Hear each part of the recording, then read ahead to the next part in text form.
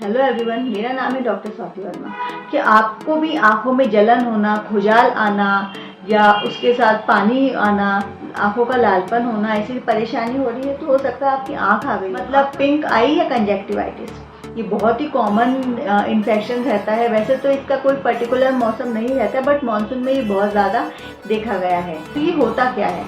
तो कंजक्टिवाइटिस जो रहता है वो कंजक्टाइवा का इन्फेक्शन रहता है। अब कंजक्टाइवा क्या रहती है?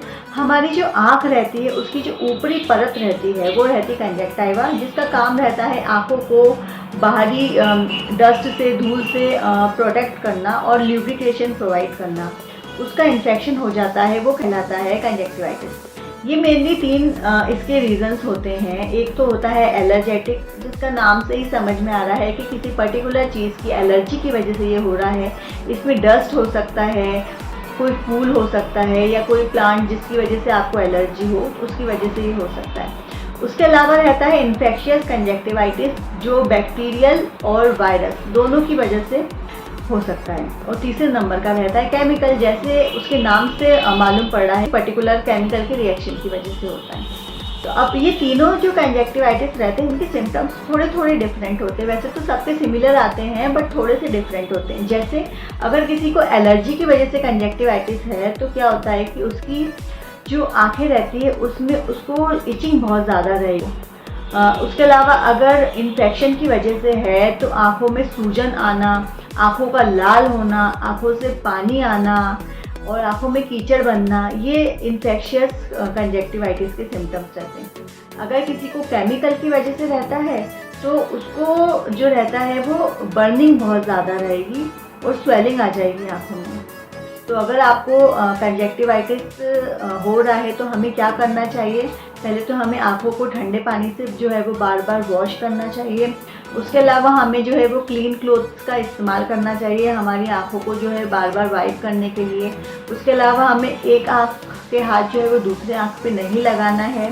उससे क्या होगा कि अगर हम ऐसा करते हैं तो हमारी दूसरी आँख में भी जो है इन्फेक्शन फैल सकता है। अगर ट्रीटमेंट में देखें तो अगर किसी को एलर्जिक कंजक्टिवाइटिस है तो ड्रॉप्स के साथ साथ एंटी एलर्जिक मेडिसिन जो है वो उसको दी जाएगी।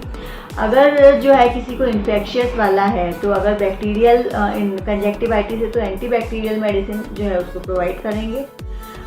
वायरल कंजक्टिवाइटिस क्योंकि वो सेल्फ लिमिटिंग रहता है तो इसमें सिर्फ सिम्टोमेटिक ट्रीटमेंट चलता है। अगर किसी को केमिकल की वजह से कंजक्टिवाइटिस है तो क्या रहता है कि इसमें ऐसे कुछ ड्रॉप्स का इस्तेमाल किया जाता है जो पर्टिकुलर उस केमिकल के रिएक्शन को जो है वो ख़त्म करते हैं। हमें कंजक्टिवाइटिस से बचने के लिए क्या करना चाहिए? पहली बात तो अगर किसी को हो रहा है तो हमको उससे दूरी बनाकर रखना चाहिए। हमें बार बार हमारे हैंड को वॉश करना चाहिए। अगर कोई कॉन्टेक्ट लेंस का इस्तेमाल करता है तो उसको भी एलर्जिक कंजक्टिवाइटिस हो सकता है, तो उसको अपने लेंस का डाइल्यूशन जो है वो बार बार चेंज करना चाहिए। लंबे समय से कॉन्टेक्ट लेंसेज का इस्तेमाल नहीं करना चाहिए। और अगर ऐसे मौसम में आप कहीं बाहर निकल रहे हैं जहाँ पे धूल हो, डस्ट हो, तो आप जो है प्रोटेक्टिव शील्ड या गॉगल्स का इस्तेमाल करें। अगर इस तरीके से आप अपने आप का ध्यान रखेंगे तो आपको जो है वो कंजक्टिवाइटिस से छुटकारा मिल सकता है। और अगर उसके बाद भी आपको प्रॉब्लम बनी हुई है तो आप नियर बाय फिजिशियन से कंसल्ट करें, तो आपको एक प्रॉपर गाइडेंस देंगे। और अगर अभी तक आपने मेरे चैनल को सब्सक्राइब नहीं करा है तो आप मेरे चैनल को लाइक, सब्सक्राइब और शेयर ज़रूर करें। Thank you very much.